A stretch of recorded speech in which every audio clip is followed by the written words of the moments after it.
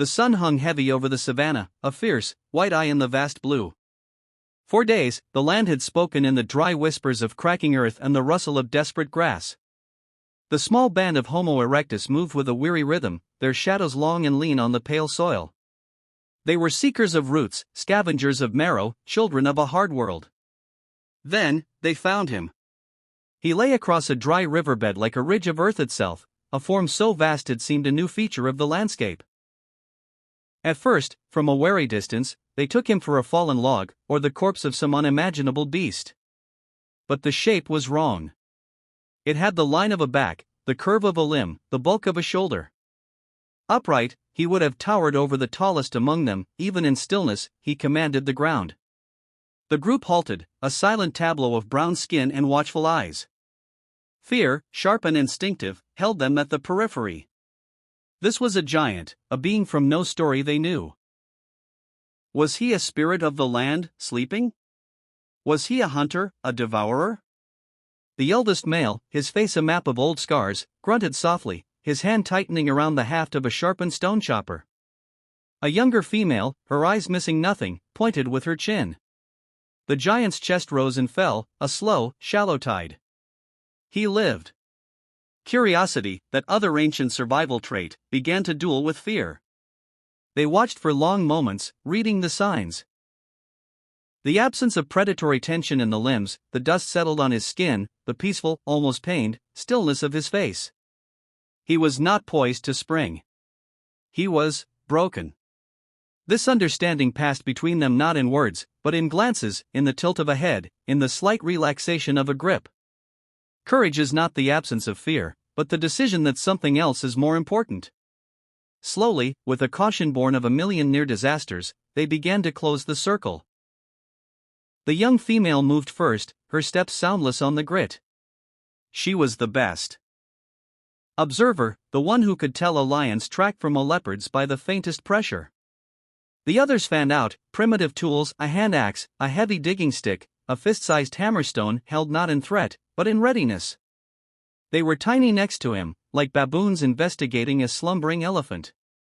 They stopped an arm's length away, close enough to feel the heat radiating from his sun-baked skin, to smell the strange, musky scent of him, unlike their own.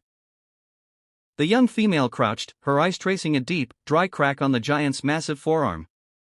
She saw no recent wounds, no signs of a fight. His lips were parched. His fingers, each as thick as her wrist, lay open and empty. A soft, questioning murmur came from her throat. "He is thirsty," it seemed to say. The elder male knelt, placing his hand flat on the earth by the giant's side. He felt the faint, rhythmic tremor of the great heart beating within. It was a vulnerable sound, a sound of life clinging on. The threat seemed to leach away, replaced by a bewildering sense of recognition. This was not a beast. This was a person, albeit of a scale they could not fathom. And he was in distress. The dynamic shifted. The tools were lowered. The young female, moved by an impulse she could not name, lifted the gourd she carried, sloshing with the precious little water they had collected from a seep that morning. She looked at the elder, at the others. Their eyes held hers, and in a silent consensus, they agreed. Cautiously, she shuffled forward on her knees. With one hand, she gently touched the giant's cracked lower lip. He did not stir.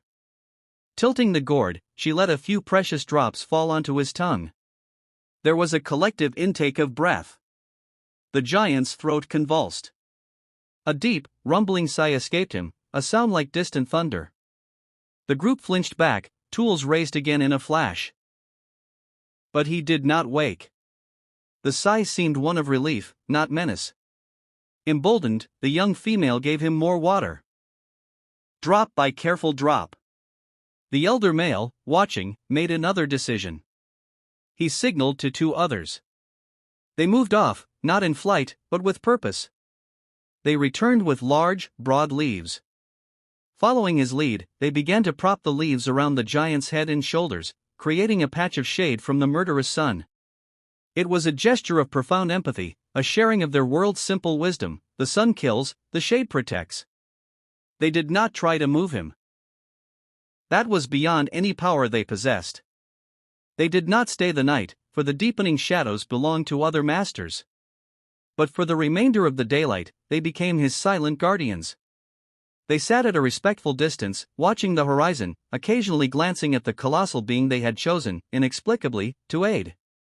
They left as the sky bled orange and purple, slipping away into the gathering dusk to find their own safe place to sleep. They took nothing from him. They left behind only a few crude shade shelters and the memory of offered water.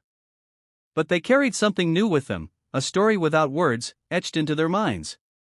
It was the story of the day they encountered the impossible, and instead of striking in blind fear or fleeing in panic, they paused. They observed. They saw past the terrifying form to the shared struggle within. In the heart of the Pliocene, on a dusty plain, a handful of early humans had looked upon a stranger and, for a fleeting moment, had chosen compassion over conflict, curiosity over killing. It was a small act, lost to time, but in that extraordinary prehistoric encounter, a different kind of courage was born.